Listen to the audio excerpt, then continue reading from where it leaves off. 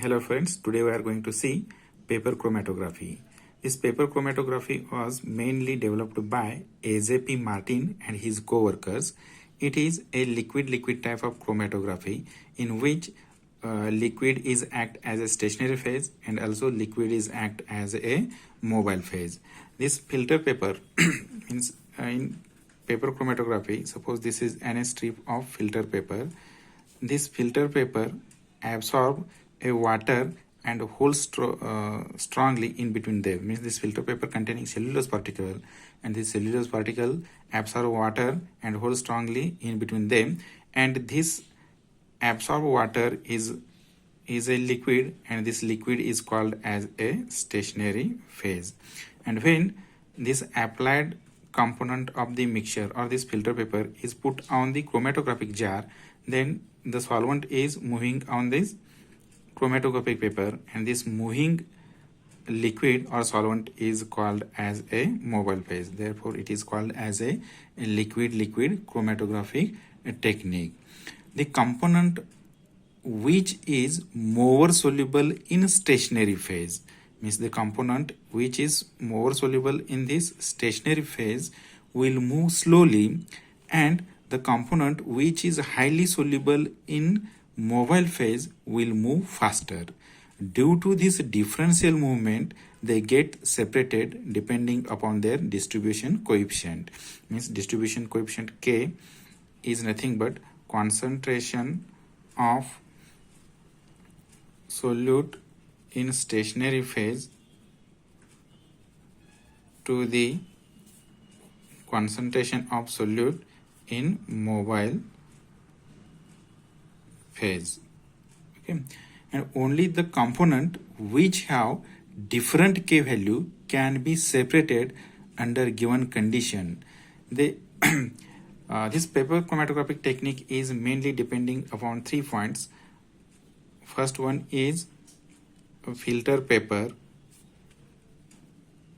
second one is solvent system, and third one is spraying reagent.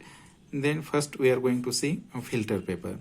There are variety of filter papers are available, such as a rough filter paper, Whatman number 1, Whatman number 40, Whatman number 41, 42, 43. Okay, but out of these, Whatman number 1 filter paper is used for the analytical one. Means Whatman number 1 filter paper is used for the analytical work due to its uniform flow rate, grain size and texture. And if some impurities are present, then it can be removed by using acid washed this Whatman number 1 filter paper. Then second one is solvent system. See here, this solvents is prepared by dissolving maximum amount of, see here, this solvent is prepared by dissolving maximum amount of organic solvent in water, but some organic liquids incorporate, means ekatritene, only small amount of water, means they mix only small amount of water. Therefore polar component of the mixture fail to separate in this binary system.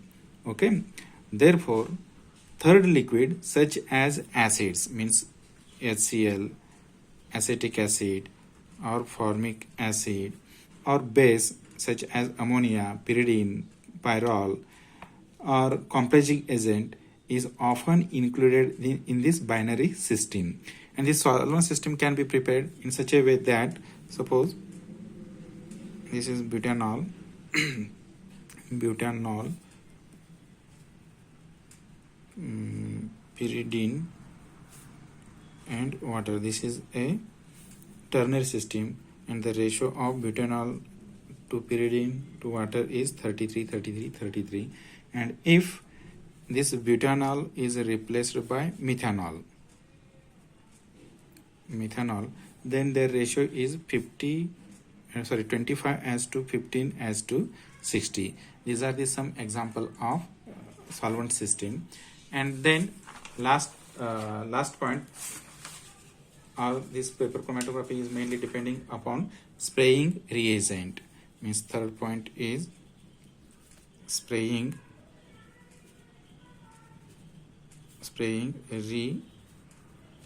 reagent. See here, if the separated components, suppose this is an paper chromatographic technique, here we can apply a component of the mixture and here is a reference line, and if these components are separated at different distance, okay, and if the separated components are colored, then there is no problem, okay, but if the components are colorless, then they can be located or saying by spraying specific reagent. These reagent reacted chemically with the component and develop color in this region when they are present, okay. Means which spraying reagents are used in this paper chromatographic technique? Here rubanic acid, ammonia, aniline, diphenylamine, ninhydrin. These are used as a spraying reagent. Then most important of this paper chromatography is chromatographic technique. Paper chromato technique. Paper chromatographic techniques. Here this paper chromatographic technique is carried out by using 5 steps. In first step, here sample application or sample loading takes place. How the sample application is carried out here? Suppose if we take here the filter paper or Whatman number 1 paper strip. Suppose this is an Whatman number 1 filter paper strip. First we can draw a baseline at 2.5 centimeters from one of the edge, okay, and at the center of this baseline here cross mark is marked, our point of application is marked, and on this point of application we can apply a given mixture thrice by drying each time. Means first the solution of mixture is applied, again dried, again applied, again dried. In this way we can apply it here thrice. After applying this sample solution by capillary, then it is sent to next step, that is second step is developing.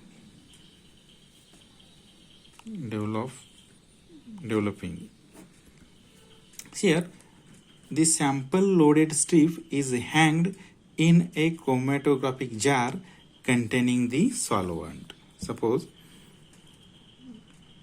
this is a chromatographic jar, and in this jar here solvent is taken. Suppose this is a solvent, and in this chromatographic jar here the filter paper is hanged vertical position, and this is point of application, okay. Here the chromatographic strip hanged in this chromatographic jar containing the solvent, but without dipping in the solvent for some times, okay, which helps to saturate the paper with solvent vapors. Now the strip is developed by running the solvent through the paper. Depending upon the direction of flow, means the solvent is moved on this filter paper, and depending upon the flow of solvent, this chromatographic technique is mainly classified into 3 groups or 3 types. First one is ascending chromatography, means first A ascending chromatography, then B descending chromatography, and third one is horizontal, or it is also called as radial, or it is also called as circular chromatography. Then what is meant by ascending chromatography? In this ascending chromatography, here chromatographic strip is hanged in a jar in which the solvent is held at the bottom of this chromatographic jar, and here solvent is moving in upward direction, or solvent is ascends on this chromatographic paper. Therefore, it is called as ascending chromatography. Okay, means here solvent is moving in upward direction. Then what is meant by descending chromatography? In this descending chromatographic technique, suppose this is a jar, and in this jar here solvent is held in a tub at the top of this chromatographic jar. Means solvent is held on the top of this chromatographic jar, and on this tub the filter paper is hanged, and the applied sample solution is also held at the top of this chromatographic jar. Okay, and here solvents moves in downward direction, or it descends downward direction. Therefore, it is called as descending chromatographic technique. Okay, but generally it is not used for the separation purpose. And last one is radial or circular chromatography. In a radial or circular chromatography, the solvent is held in a beaker, and over this the chromatographic strip is covered, and at the center of this chromatographic strip a hole is made, and on this hole here circular chromatographic or filter paper roll is inserted and dipped into this solvent. Okay, and when solvent front is come to this point, or this filter paper, it spread through this filter paper, and the component will get separated. But generally this ascending chromatographic technique is used for the separation purpose. Then third point is spraying. See what happened. Means in chromatographic technique, here chromatographic paper is dipped into the solvent, and here solvent moves in upward direction.